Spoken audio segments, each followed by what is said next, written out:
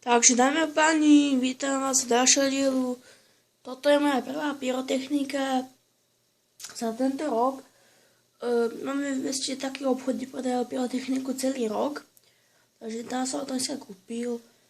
Takže ako prvé tu máme klasického piráta so zápalnou šňou. Takéhoto proste klasický. Potom máme pikopiráta. Takéhoto. Tiež klasického. Takýto klasický pikopirát, mám dve balíky. A potom ninja petarda, škrekacia, taká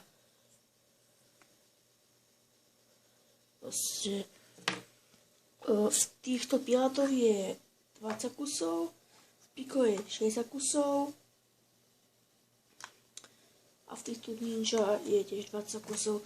To bude stalo 2 eurá a toto je zatiaľ moja pyrotechnika.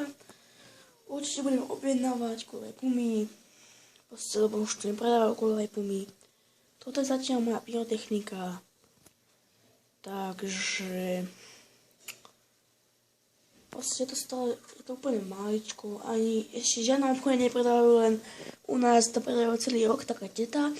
A mám vlastne 12 rokov a predajú nám len takéto zatiaľ. Inak 2 eurá proste, to mám mama, keď ide do školy, takže to je moja pyrotechnika začiatočnícka, takto zatiaľ.